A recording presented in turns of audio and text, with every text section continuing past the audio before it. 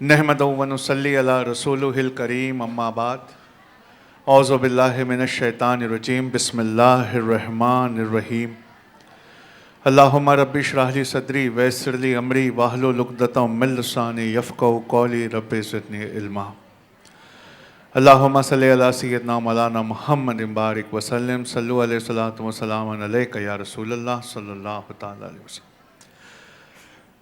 Shama group of schools से आए हुए सब बेहतरीन लोग, सवेरे से जो बच्चे परफॉर्म कर रहे थे उन्होंने मेरा दिल बहुत जीत लिया।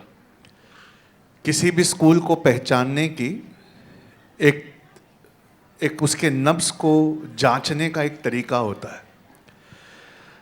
उस स्कूल की बच्चियों के चेहरे पे कितना कॉन्फिडेंस होता है और जब वो अपने लफ्ज़ों की अदायगी करती हैं इतने बड़े मजमे के सामने, तो वो कितनी बार नहीं अटकती हैं। और मैं सवेरे से देख रहा था कि सैकड़ों बच्चों ने यहाँ परफॉर्म किया और कोई कहीं भी थोड़े से वक्त के लिए भी नहीं अटका या भूला। इस बात से पता चलता है कि शमा ग्रुप ऑफ स्कूल्स में पढ़ाई कितनी अव्वल दर्जे की है। मैं चाहता हूँ कि एक बार ज़ोरदार ताली बजाकर, मैंने इंडिया भर में हर स्कूल देखी है, लेकिन आज जो मैं सवेरे से देख रहा था वो बहुत शानदार था। गुजरात सार्वजनिक वेलफेयर ट्रस्ट और उसके जो हमारे हेड हैं, जो मेरे बहुत ही गहरे दोस्त हैं, जनाब अफजल मेनन साहब, मुझे यहाँ दावत पे बुलाने वाले उवैस भाई सुरेशवाला और मेरे सामने बैठे अहमदाबाद के सबसे खूबसूरत लोग, मैं आपको पढ़ने का एक नया तरीका बताता हूँ। अगर बचपन में हमें किसी ने ये तरीका बता दिया होता तो फिर हमें पढ़ाई छोड़ने का मन नहीं करता, और फिर मैं कुछ दिखाऊंगा जिसको देखकर आपको समझ में आएगा कि तालीम किस लेवल की होना चाहिए। आपको पता है, चिड़िया होती है जो, वो पेड़ों की तरफ जाती है, पेड़ों पे घोंसला बना के अपना घर बनाकर वहाँ रहती है। लेकिन पेड़ इन चिड़ियाओं को अपने पास अट्रैक्ट करने के लिए रंग बिरंगे फल बनाता है। एक से एक खूबसूरत कलर वाले फल होते हैं जो चिड़िया को अट्रैक्ट करते हैं। हम जानते हैं अभी रमज़ान आ रहा है तो खाना पीना हमारा ऊपर नीचे होता है और पेट में हर चीज़ गल जाती है, लेकिन बीज नहीं गलता। अगर कोई इंसान बीज ऐसे ही घोट जाए गलती से तो वो उसके पेट में पचता नहीं है। यही हाल चिड़ियाओं का भी होता है। तो चिड़िया बहुत दूर से अपना पंख हिलाकर जब पेड़ के पास आती है तो अल्लाह ने चिड़िया को हर चीज़ दी, वो भी दिया जो हमारे पास नहीं है। अल्लाह ने चिड़िया को पंख दिए, लेकिन एक चीज़ नहीं दी, वो थी उसके चोंच में अल्लाह ने दांत नहीं रखे। तो चिड़िया किसी भी चीज़ को अपने मुंह में तोड़ नहीं पाती, उसे साबुत घोटना होता है। चिड़िया आती है, फल को देखती है, अट्रैक्ट होती है, अपनी चोंच, अपना मुंह खोलकर पूरा फल घोटने की कोशिश करती है, और कई बार उस फल को घोटने के चक्कर में वो फल ऊपर से गिर जाता है, और कई बार वो फल घोट लेती है। फिर घोट कर वो जिस दिशा में उड़ती है, थोड़ी देर में वो फल उसके पेट में पच जाता है, सिर्फ बीज रह जाता है। तो हवा में से वो चिड़िया उस बीज को अपने बीट के साथ गिराती है। उसके बीट में, उसके एक्सक्रीटा में, उसकी नजासत में नाइट्रोजन सबसे ज़्यादा पाया जाता है। तो आपको मालूम है, चिड़िया जब फल खा के वापस चलती है और वो फल पच जाता है और सिर्फ बीज बच जाता है, तो बीट के साथ गिरा हुआ बीज जंगल को उस दिशा में बढ़ाता है जिस दिशा में चिड़िया उड़ रही है। यह अल्लाह पाक की इंजीनियरिंग है।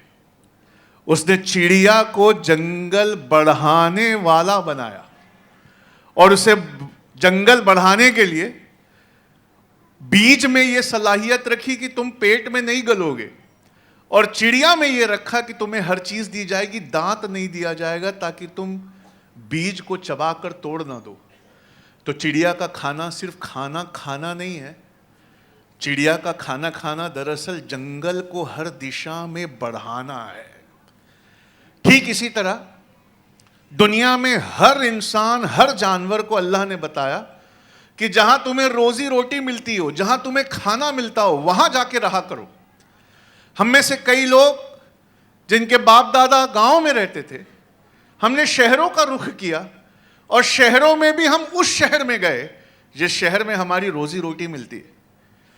दुनिया में जंगल का हर जानवर वहां रहता है जहां उसे खाना मिलता है, पर हाथी ऐसा नहीं करता।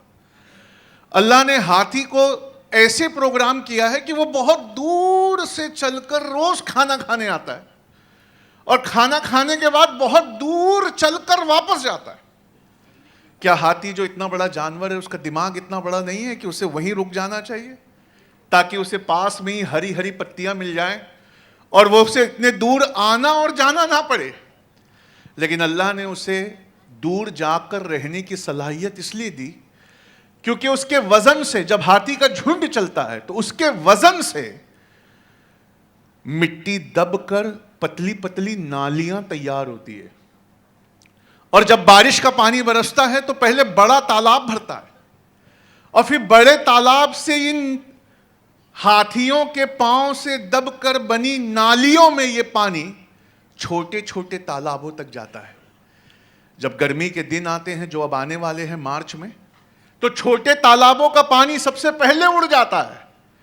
तो ये जो बड़ा तालाब होता है, हाथी के पांव से दबकर बनी नालियों से पानी दे देकर छोटे तालाबों को जंगल में जिंदा रखता है। हम सूरह रहमान की तफसीर कुरान में ढूंढ रहे थे। दरअसल सूरह रहमान की तफसीर ये साइंस की किताबों में ज्यादा थी। तुम मेरी कौन कौन सी नेमतों को झुटलाओगे, इसकी तफसीर हम कुरान के पारों में ढूंढ रहे थे। अल्लाह पाक क्या सबसे ताकतवर है? आपका जवाब हाँ है या ना है? आवाज आई नहीं। क्या है? कितना ताकतवर हो सकता है अल्लाह पाक? क्या लामहदूद ताकतवर है? अरे आवाज नहीं आई। क्या अल्लाह के बस में सब कुछ है? यहां पे बहुत सारे लोग हैं जो अल्लाह को ईश्वर के नाम से जानते हैं। मैं उनसे पूछता हूं, क्या ईश्वर के बस में सब कुछ है? अब मैं आपको दिखाता हूं कि उसके बस में कितनी बड़ी चीज है। आपको मालूम है सूरज से गर्मी आती है जमीन पर, और जमीन तीसरा ग्रह है जो सूरज के चारों तरफ घूमता है। इससे पहले 2 ग्रह और हैं, पर वहां इतनी गर्मी पड़ती है कि जीवन पनप नहीं सकता। उन ग्रह पे रहने जाएंगे तो भाप बन के उड़ जाएंगे। और इसके बाद जो ग्रह हैं वो इतने ठंडे हैं कि उस पर रहने जाएंगे तो जमकर मर जाएंगे। बस जमीन ही एक ऐसी चीज है जहां पर गर्मी और सर्दी इतनी है कि हम बच सकते हैं। आपको मालूम है सूरज रोज जो रोशनी और गर्मी हमें देता है, ये हाइड्रोजन के जरिए देता है। बचपन में आपने पढ़ा होगा ना कि सूरज में हाइड्रोजन के बम के धमाके होते हैं जो हीलियम में कन्वर्ट होता है। और आपको आज जाके गूगल करना चाहिए, दुनिया की सबसे ताकतवर चीज एटम बॉम्ब नहीं है, दुनिया की सबसे ताकतवर चीज हाइड्रोजन बॉम्ब है, जो एटम बॉम्ब से भी 1000 गुना अति ज्वलनशील होता है। और बचपन में आपको कुछ समझ में आया हो या ना आया हो, लेकिन ऑक्सीजन का एक्सपेरिमेंट मोमबत्ती वाला समझ में आया था, याद है? पहले मोमबत्ती जलाओ, उस पे ग्लास को उल्टा रखो, ऑक्सीजन खत्म तो मोमबत्ती बुझ जाती थी। तो फिर हम लिखते थे कि बिना ऑक्सीजन के दुनिया में कोई चीज जल नहीं सकती। इसीलिए साइंस की किताबों में जलने को ऑक्सीडेशन कहते हैं। जल गई कोई चीज, इसका मतलब है वो ऑक्सीडेट हो गई। अब आप सुनिए अल्लाह रब्बुल इज़्ज़त कितना ताकतवर है। वो हाइड्रोजन बॉम्ब जो सूरज में फट रहे हैं हर सेकंड, उसकी गर्मी ज़मीन तक इतनी ही आ रही है कि ना हम भाप बन रहे हैं ना हम जम रहे हैं। और वो ऑक्सीजन जिसके बिना दुनिया में कोई चीज जल नहीं सकती, ऑक्सीजन जलाता है, हाइड्रोजन भड़काता है, और ऐसा वैसा नहीं भड़काता, इतने जोर से भड़कता है कि वहां की गर्मी जमीन तक आती है। ये 2 भड़काने वाले हाइड्रोजन और एक जलाने वाला ऑक्सीजन। दिमाग में कुछ आया मैं क्या कह रहा हूं? दो जलाने वाले हाइड्रोजन और एक जलने में मदद करने वाला ऑक्सीजन, ये दोनों जब मिलते हैं तो H2O बनता है। अब H2O अल्लाह के कुन फयकून से बना है, तो H2O की फितरत तो नहीं बदलनी चाहिए। दो हाइड्रोजन ब्लास्ट करने चाहिए, एक ऑक्सीजन को उन्हें ब्लास्ट करने में मदद करनी चाहिए। पर जब आपका रब कहता है कुन फयकून, तो दो भड़काने वाले और एक जलाने वाला मिलकर ना भड़काते हैं ना जलाते हैं, बल्कि बुझाने के काम आते हैं। ये अल्लाह की ताकत है। हाइड्रोजन बॉम्ब में यूज होने वाला दो हाइड्रोजन और जलाने में मदद करने वाला एक ऑक्सीजन, दुनिया में जब ये तीन मिले, जैसे आपके स्कूल में एक ग्रुप होता है, दो भड़काने वाली लड़कियां होती हैं, एक जलाने वाली, उनको दूर से आता देखकर ही हम तितर बितर हो जाते हैं। क्यों? अरे ये आग लगा देंगे। लेकिन यहां आग लगाई नहीं जा रही है साहब, आग बुझाई जा रही है। इसका मतलब है बच्चों, जिन साइंस की किताबों को हम साइंस का मान कर बैठे थे, ढंग से सोचने वालों के लिए वो मजहब की किताबें, और जिन मजहब की किताबों को हम मजहब का माने बैठे थे, थोड़ी दूर तक बसीरत रखने वालों के लिए वो साइंस की किताबें हैं। इसका मतलब है हमारे पढ़ने का तरीका गलत है। हमें रटना नहीं चाहिए, हमें पास होने के लिए रट कर उल्टी नहीं करना चाहिए। हमें समझना चाहिए, सवाल पूछना चाहिए, उस पन्ने को तब तक नहीं पलटना चाहिए जब तक वो हमारे दिल पे ना छप जाए। आज सवेरे से बच्चे मुझे एक से एक हिस्ट्री के वाकयात दिखा रहे थे। मैं आपको दो हिस्ट्री के वाकयात दिखाऊंगा और उसके बाद मैं आपसे रुखसत लेता हूं। आपको मालूम है ताजमहल, इसे ताजमहल क्यों कहा जाता है? ये महलों का ताज है। मतलब दोबारा किसी महल को इतना शानदार नहीं बनाया जा सकता जितना ताजमहल शानदार। क्या बड़ी बात है कि आज हम जिस ऑडिटोरियम में बैठे हैं ये भी किसी महल का हिस्सा है, लेकिन वो ताजमहल है और उसको बनाने में 19 ऐसी बातें हैं जिसे दोबारा पैदा करना आसान नहीं है। लेकिन मैं आपको उसमें से सिर्फ दो बातें दिखाना चाहता हूं कि उस जमाने में भी हम इंजीनियरिंग पे कितनी पकड़ रखते थे। जब से हमने पढ़ना छोड़ दिया और हम रट के पास होने लगे, उस पाए के इंजीनियर पैदा होना बंद हो गए। जब ताजमहल को बनाने की बात आई तो यह कहा गया कि यमुना के किनारे इसको बनाना है, और यमुना के किनारे बनाने का सबसे बड़ा प्रॉब्लम यह था कि ताजमहल इतना भारी था कि यमुना की गीली मिट्टी से वो वहीं धंस जाता।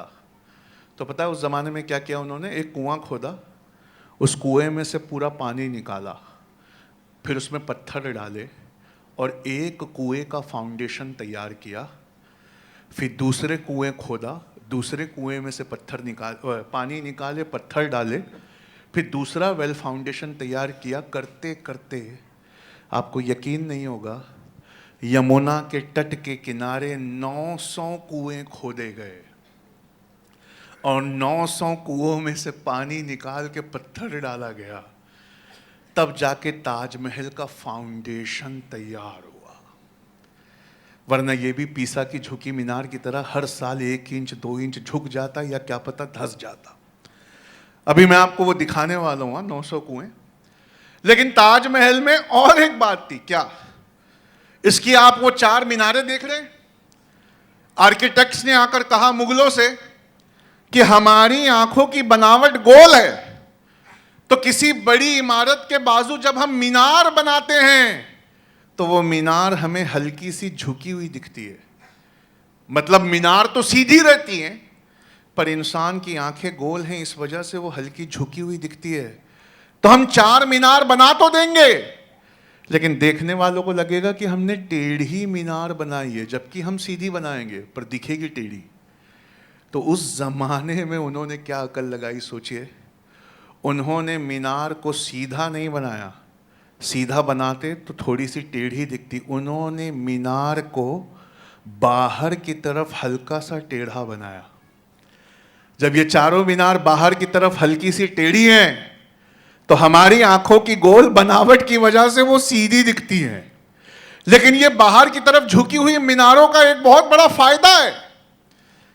जितनी बार भूकंप आता है, ताजमहल की मेन बिल्डिंग नहीं गिरती, पर ये 4 मीनारें गिरती हैं। ये मीनारें बाहर की तरफ गिरती हैं और ताजमहल को नुकसान नहीं पहुंचाती। आप समझ रहे हैं उस जमाने की इमारतों के पीछे कितनी इंजीनियरिंग और कंस्ट्रक्शन लगाया जाता था। ताजमहल के दरवाजे ऐसे हैं कि शाहजहां चाहते थे जब कोई उन दरवाजों से अंदर हो, जब कोई उन दरवाजों के करीब हो और अंदर हो, तो ताजमहल छोटा छोटा छोटा होके उन खिड़की दरवाजों में समा जाए। लेकिन जब उन दरवाजों से कोई वापस चले तो ताजमहल बड़ा बड़ा होकर उनके दिल में समा जाए। आपने स्कूल में जो ट्रिग्नोमेट्री पढ़ी है ना, उस ट्रिग्नोमेट्री का इस्तेमाल उस जमाने में ऐसा किया गया कि आपको मैं दिखाऊंगा कि दरवाज़ा हल्का सा बड़ा ऐसा होगा कि ताजमहल छोटा होने लगेगा, और जब आप इससे दूर जाएंगे तो हर चीज़ जिससे हम दूर जाते हैं उससे छोटी होना चाहिए। ताजमहल बड़ा बड़ा बड़ा होकर आपके दिल में समा जाएगा। पहले ये 3 चीज़ दिखाता हूँ, उसके बाद एक चीज़ और समझाता हूँ और फिर आपसे रुखसत लेता हूँ। मैं चाहता हूँ कि आप इसको पहले गौर से देखें कि उस ज़माने में हम कितनी रिसर्च करते थे। I want you to see this. ये यमुना नदी का किनारा है, ये ताजमहल है, और इसको बनाने से पहले आई वॉन्ट यू टू सी, ये दुनिया के हर जगह जहाँ पानी पर इमारत बनाई जाती है ना, ये पाँ में जबल अली है, ये अपने वज़न से धंसने लग रहा है। तो यहाँ पर सबसे बड़ा प्रॉब्लम ये है कि हर साल उससे ना वापस उठाना पड़ता है। लेकिन ताजमहल बनाने वाले ये बात जानते थे, इसलिए इन्होंने कुछ किया है जो मैं चाहता हूँ कि आप देखें क्या किया है। ये देखिए, इन्होंने 1 कुआं, फिर 2 कुएं, फिर 3 कुएं करते करते 900 कुएं बनाए हैं। और इन 900 कुओं पर फिर एक प्लेटफॉर्म रखा है, और फिर उसके ऊपर ताजमहल रखा हुआ है। इसलिए ये दुनिया की सबसे आलीशान इमारत है। हर कुएं से पानी निकाल कर उसमें पत्थर डाला गया, फिर पिल्लर बनाए गए, और 1 नहीं 2 नहीं, ऐसे 900 पिल्लर है जिनके ऊपर ताजमहल आज खड़ा है। ये उसका बेस है जो यमुना में धंसा हुआ है। इसलिए यमुना में कभी भी बाढ़ आए, ताजमहल का बाल भी बाका नहीं होता। क्या आपने समझा मैंने क्या कहा? देखा आपने? इतना पढ़े लिखे कभी हम हुआ करते, इतना पढ़े लिखे कभी हम हुआ करते। ये 900 कुएं के ऊपर बेस है और उस बेस के ऊपर ताजमहल है। ठीक है, अब मैं आपको और एक चीज़ दिखाता हूँ। ये मीनारों का चक्कर देखिए, अगर सीधी मीनार बनाएंगे तो आंखों की गुलावट की वजह से वो अंदर दिखती हैं, लेकिन हल्की सी बाहर बनाओ तो सीधी दिखती है। और जब भूकंप आता है तो चारों ताजमहल से अलग गिरती हैं। उन्होंने उसे हल्का सा बाहर टेढ़ा रखा हुआ है ताकि देखते समय हमें सही दिखे। लेकिन एक चीज़ बताऊंगा बहुत अच्छी, नेक्स्ट टाइम जब ताजमहल देखने जाना ना, तो एक मजाक होगा आपके साथ। पता है क्या? आप अपनी फ़ोटो तो खिंचवाओगी, भाई ताजमहल आदमी जा ही इसलिए रहा है कि ताज के साथ फ़ोटो आ जाए, ऐसे ही है ना? तो आपकी आंखों को वो सीधी दिखती है, लेकिन मोबाइल का जो पीछे का कैमरा है वो चपटा है। मोबाइल के पीछे का कैमरा फ्लैट है। जब वो फ्लैट कैमरा फ़ोटो खींचेगा तो आप सीधे दिखेंगे, पर वो चारों मीनारें हल्की सी बाहर की तरफ टेढ़ी दिखेंगी। जितनी बार आप अपनी आंखों से देखोगे वो सीधे हैं, जितने बार कैमरे में से झांकोगे, कैमरे के फ्लैट होने की वजह से वो बाहर की तरफ झुकी हुई दिखेगी। और एक चीज़ दिखाता हूँ, देखिए ज़रा। तो ये दरवाजे हैं। अब इन दरवाज़ों का हाल देखिए, जितना आप करीब होंगे उतना ताजमहल जो है वो छोटा होकर आपके दिल में समाने लगता है। और जैसे ही आप इस दरवाजे से मुड़कर वापस चलेंगे, ताजमहल बड़ा बड़ा बड़ा होके अब आपके दिल में समाने लगता है। शाहजहां चाहते थे कि कोई ताजमहल देखकर लौटे तो दिल में अपने ताज लेकर जाए। ये कैलकुलेशन ट्रिग्नोमेट्री से किए हुए हैं। पूरे आगरा से, अगली बार आप जाएंगे तो चेक करना, पूरे आगरा से ताजमहल नजर आता है, लेकिन उसके दरवाजे के सामने से नजर नहीं आता। उसके दरवाजे के अंदर जाओ तो धीरे धीरे छोटा होने लगता है, जब उसके दरवाजे से बाहर आओ तो पलट के देखते हुए बाहर आओ तो धीरे धीरे बड़ा होने लगता है। इतने पढ़े लिखे कभी हम हुआ करते थे, इतनी शानदार कभी हमारी कैलकुलेशंस हुआ करते थे। ये वलीमों की दावतें और ये महंगे शादियों के खर्च हमें कहाँ ले आए, है ना। हम शराब नहीं पीते क्योंकि नबी की उम्मत है, लेकिन बिरयानी में भी कोई कम नशा नहीं है। रोज रात को जैसे शराब पीने वाला बिना शराब पिए नहीं रह पाता, रोज रात को शराब पीने वाला जैसे बिना शराब पिए नहीं रह पाता, हम भी ड्रग्स की तरह बिरयानी खाते हैं और रोज मिलने के बावजूद अगले दिन फिर हमें वही चाहिए होती है। ऐसे ही है ना। अब आपको सुनिए, एक अंग्रेज थे सर थॉमस रॉय, वो आए जहांगीर से मिलने। तो जहांगीर बहुत बड़े पेंटर थे और 3D में पेंट किया करते थे। अब ये भी सुनने वाली बात हो गई, सर 3 डायमेंशनल क्या उस वक्त था? नहीं। पर जहांगीर क्या करते थे मालूम है? अपना पेंट रंग में डुबाते और एक स्ट्रोक लगाते, फिर उसी से दूसरा लगाते, फिर उसी से तीसरा लगाते। हर स्ट्रोक के साथ जब रंग फीका होता जाता तो वो हमें 3 डायमेंशनल चित्र नजर आता। जहांगीर इतने बड़े पेंटर थे। तो इंग्लैंड से जब सर थॉमस रॉय आए तो उन्होंने अपने साथ एक तावीज लाया, एक लॉकेट लाया, खूबसूरत नेकलेस लॉकेट लाए। उन्होंने जहांगीर को वो भेंट किया और भेंट करने के बाद खोल कर दिखाया और कहा, हुजूर इसमें हमारे राजा की फोटो बनी हुई है। तो जहांगीर ने देखा, अरे वाह, खोलो। खोला तो इतना बड़ा, उंगली के इस हिस्से बराबर, बस इतना ही, 1 इंच में उनके राजा की फोटो बनी हुई थी। तो उन्होंने क्या किया, जहांगीर ने मुगल साम्राज्य के सबसे अच्छे पेंटरों को बुलाया। उस जमाने में हिंदू मुस्लिम नहीं हुआ करता था, इसलिए बेहतरीन राजपूत पेंटर थे, बिशन दास थे और बड़े बड़े लोग थे। उनको बुलाया गया और उनसे कहा कि क्या तुम ऐसा एक लॉकेट बना सकते हो? तो सर थॉमस रो अपनी किताब में लिखते हैं, द फूल सेड, बेवकूफ ने कहा, हाँ मैं बना सकता हूं। तो जहांगीर ने मुझसे कहा कि आप चले जाइए, ये लॉकेट यहां छोड़ जाइए, 5-6 दिन बाद आपको बुलाते हैं। 5-6 दिन बाद जब अंग्रेज को बुलाया गया तो वो अपनी किताब में लिखते हैं, एक मखमल का थाल था, उसमें 6 से 8 लॉकेट थे और जहांगीर ने मुझसे कहा कि आपका वाला जो है वो उठा लीजिए। आई द फूल, वो लिखते हैं अपनी किताब में, मैं बेवकूफ अपना नहीं उठा पाया। नहीं, ताली इतने पे बज जाती तो क्या बात होती। फिर उनको जब उनका लॉकेट दे दिया गया तो कहा कि ये 5 हमारी तरफ से ले जाओ और अपने राजा को देना और उसको ये लॉकेट दिखाना, और सिर्फ दिखाना मत, मैग्नीफाइंग ग्लास बुलाकर दिखाना। तो उन्होंने कहा, मैग्नीफाइंग ग्लास बुलाकर क्यों?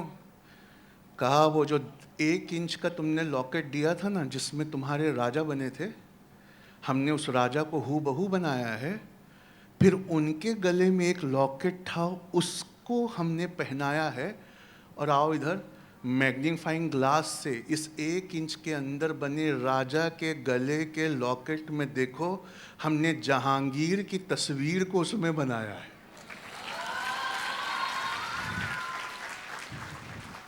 तुम 1 इंच के लॉकेट पर राजा बना हुआ ले आए तो इठलाने लगे। ये हमारे पेंटर है बिशन दास, इन्होंने 1 इंच के राजा के गले में 0.1 इंच का एक लॉकेट बनाया और उसके अंदर तुम्हारे राजा के गले में जहांगीर की तस्वीर बनाई। इस तरह का कभी हमारा ज़माना था, इस तरह के कभी हम लोग हुआ करते थे। अपनी बात को समेटते हुए और आपको ये आईना दिखाते हुए कि किस तरह पढ़ाई करनी है, मैं आपको कुछ दिखाना चाहता हूँ। आपको मालूम है टीपू सुल्तान शेर मैसूर कौन थे? बहुत बड़े जाबाज दिलेर राजा थे, आप जानते हैं ना इस बात को? आपको मालूम है टीपू सुल्तान इतने बहादुर और इतने बड़े बादशाह थे, उतने ही ज़्यादा सेक्युलर थे। मैं आपको एक दस्तावेज दिखाना चाहता हूं कि हम जब थे तो हमारे दिलों में दुनिया के लिए कैसी बराबरी थी। I want you to see this. ये टीपू सुल्तान की ज़िंदगी में जितने भी आर्टिकल छपे हैं ना, वो एक एक अखबार से निकले हुए हैं। मैं सारे नहीं दिखाऊंगा, लेकिन एक दिखाता हूं जिससे आपका दिल बड़ा हो जाएगा। वो आई वॉन्ट यू टू सी। ये scroll.in एक बहुत बड़ा अखबार है। देखना क्या हेडिंग लिखी हुई है। जितनी बार मंदिरों को लूट कर ले जाते, उतनी बार टीपू सुल्तान उन मंदिरों को वापस सजवाते। जिन मंदिरों को मराठा त्रिंबक करके कुछ मराठा थे जो लूट कर ले जाते, उतनी बार टीपू सुल्तान, देखिए नीचे लिखा हुआ है, उतनी बार टीपू सुल्तान उन मंदिरों को वापस सजवाते। और कितना सजवाते, ये अंग्रेज़ों के पास रिकॉर्ड है उस ज़मीन का जो टीपू सुल्तान ने मंदिरों को दान किए। ये अंग्रेज़ों के पास रिकॉर्ड है, उनके आर्काइव से फोटो है। 500 बंडल है और हर बंडल में 100 पेज है। और आपको मालूम है अभी कुछ बंडल पढ़े गए हैं और कुछ कॉपर की इंस्क्रिप्शंस को निकाला गया है। ये केरला के सबसे मशहूर मंदिर, शानदार मंदिर है, गुरुवयूर टेम्पल कहते हैं। हिंदू समाज की अकीदत है, इसके साथ बहुत मानते हैं। गुरुवयूर टेम्पल के रख रखाव के लिए टीपू सुल्तान ने इस कॉपर प्लेट पे लिखा है 613.2 एकड़ जमीन दी थी, जिसका सारा माल और जिसका सारा राजस्व गुरुवयूर टेम्पल को मेंटेन करने में जाता था। लेकिन आगे देखिए, मैं आपको दिखाता हूं। देखिए लिखा है 500 बंडल, हर बंडल में 100 पेजेस। अभी सिर्फ कुछ बंडल पढ़े गए हैं। तो टीपू सुल्तान ने 6,931.03 एकड़ लैंड, उसमें से 5,434.07 एकड़ लैंड सिर्फ हिंदू इंस्टीट्यूशन और हिंदू मंदिरों को दी है। और आप मुसलमान थे लेकिन इंसाफ करना जानते थे, तो मुसलमानों की आबादी के मुताबिक सिर्फ 1494 एकड़ मुस्लिम इंस्टीट्यूशंस को दी गई है। ये हमारे राजा थे, ये सेक्युलर थे। और टीपू सुल्तान ऐसे वैसे इंसान नहीं थे, आपको नहीं पता उनके बारे में।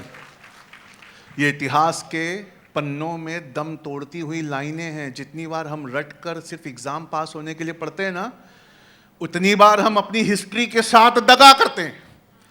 आपको एक बहुत अच्छी लास्ट बात बताता हूं जो आपको हिला के रख देगी। टीपू सुल्तान ने आतिशबाजी में इस्तेमाल होने वाले बारूद को कर्नाटक की भारी मिट्टी से लोहा निकालकर स्टेनलेस स्टील बनाया। और उस स्टील में जब उस बारूद को भरा तो दुनिया ने उसे पहला आयरन केस रॉकेट कहा। आयरन केस रॉकेट आज दुनिया में मिसाइल के नाम से जाना जाता है। और टीपू सुल्तान की मिसाइल 900 मीटर से 1.5 किलोमीटर तक वार करती थी, अंग्रेज़ों के छक्के छुड़ा देती थी। अब आप सुनना इतिहास का वो आखिरी बात जिस पर मैं अपनी बात खत्म करूंगा।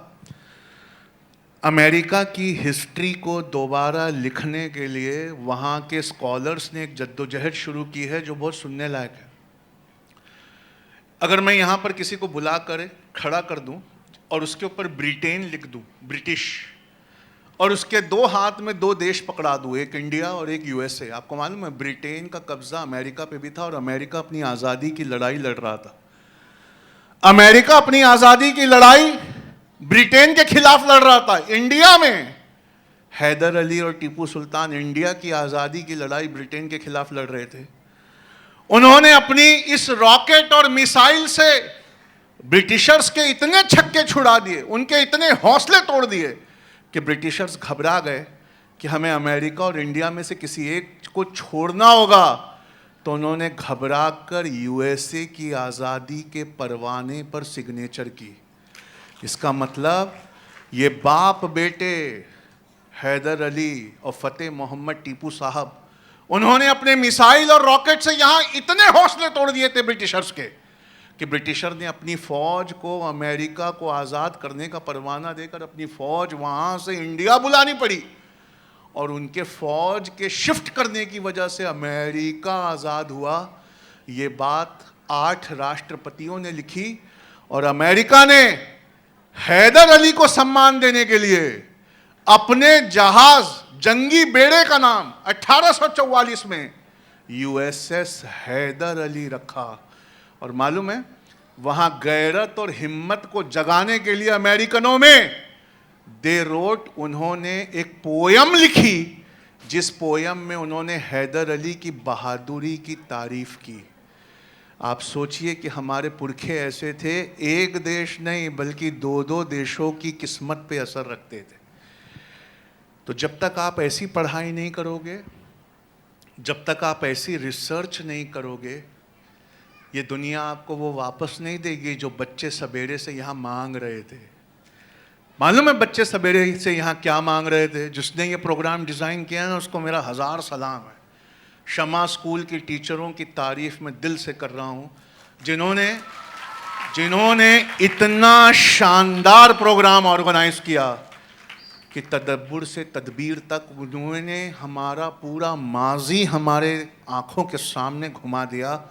मैं अपनी बात को ख़त्म करने के वक्त सिर्फ इतना कहता हूँ, वो वाली पढ़ाई जो रट कर की जाती है, एग्ज़ाम में उल्टी करके अच्छे नंबर लाने वाली पढ़ाई, पूरी उल्टी करके आओ और अच्छे परसेंटेज पाओ, इस पढ़ाई से पास होने वाले कौम, समाज और देश के कोई काम नहीं आते। नीट में टॉप करके फिर एक डॉक्टर से शादी करके ये लाइफ में सेटल हो जाते हैं। ये इंजीनियर बनते हैं तो इंजीनियर से शादी करके सेटल हो जाते हैं। किसी ने मुसलमान पढ़े लिखे के लिए क्या प्यारी बात कही, सारे मुसलमान पढ़े लिखे एमबीबीएस हैं। पूछा ये क्या होता है? कहा मैं, मेरी बीवी, मेरे बच्चे, मेरी सास, बस वो यहीं तक महदूद होते हैं। लेकिन वो जो समझ कर पढ़ते हैं, हर लाइन पे गौर व फिक्र करते हैं, वो डॉक्टर बाबा साहेब आम्बेडकर की तरह लौट कर अपनी कौम के पास वापस आते हैं और अपने कंधे पर पैर रखवा कर एक पूरी कौम को यहाँ से वहाँ पार करवाते हैं। जब तक आप ये जज्बा लेके नहीं पढ़ोगे ना कि मैं देश के काम आऊँ, समाज के काम आऊँ, कौम के काम आऊँ, इंसानियत के काम आऊँ, तब तक आपकी इस पढ़ाई लिखाई से कोई सॉल्यूशन नहीं आने वाला है। ये कहना भी झूठ है कि education is the solution. Education तभी सॉल्यूशन है जब उसके साथ थोड़ी सी हिम्मत हो। बिना हिम्मत के एजुकेशन किसी काम की, आपने नहीं कहा, बिना हिम्मत के एजुकेशन किसी काम की। और जिस एजुकेशन के साथ हिम्मत ना हो, अपनी आवाज़ उठाने की हिम्मत, अपनी कंपनी खोलने की हिम्मत, कॉम्पिटिटिव एग्ज़ाम्स देने की हिम्मत, कलेक्टर कमिश्नर बनने की हिम्मत, जज बनने की हिम्मत, अपने घर से कारोबार शुरू करने की हिम्मत, रिस्क लेने की हिम्मत, जिस तालीम के साथ नहीं होती, उस तालीम को हासिल करने वाले नौकरी करते हैं। क्या करते हैं? अरे क्या करते हैं? और जिसने नौकरी की, अफजल भाई ने मुझे पहली मुलाकात में बताया था, जब 12 साल की उम्र में निकल कर वो फल की दुकान पे गए थे अपने अब्बा के साथ, तो उन्होंने कहा समीर भाई मैं जाके फल की दुकान पे बैठा ना तो ज़्यादा पढ़ नहीं पाया, लेकिन फल की दुकान पर बैठने का एक फ़ायदा बहुत हुआ। मैंने कहा क्या? तो अफजल भाई ने कहा समीर भाई मैंने नौकरी करने वालों को देखा, वो 25 की उम्र में मर जाते हैं, बस उनका कफन दफन 60 में होता है। जितने नौकरी करते हैं, सवेरे ऑफिस जाते हैं, शाम को वापस आते हैं थक कर, फिर मोबाइल हाथ में लेकर रील चलाते हैं। ऐसे करते करते उम्र के 60 साल कब बीत गए कुछ पता नहीं चलता। उनकी मौत 25 में हो गई। समाज के लिए, देश के लिए, कौम के लिए, जरूरतमंदों के लिए वो मर चुके। उनका जनाजा सिर्फ 60 में होगा। तो अपने बच्चों को पढ़ाइए वो तालीम जो वाकई तालीम है और किसी काम की है। जैसे यहाँ पे बहुत सारी नर्सेस हैं हमारी बच्चियाँ जिनका अगला प्रोग्राम है, तो मैं अपनी बात इसी बात पे ख़त्म करता हूँ कि आज से एक वादा करो, हाथ उठा के वादा करो, उठाओ, अरे हाथ उठाओ भाई, वादा करो, आज से, आवाज नहीं आती, आज से रटना बंद, रट कर उल्टी करना बंद, आज से हर लाइन समझकर, दिल में गहराई से उतार कर और हिम्मत रख कर पढ़ेंगे। बस इसी बात पे मैं अपनी बात को खत्म करता हूं। अस्सलाम वालेकुम।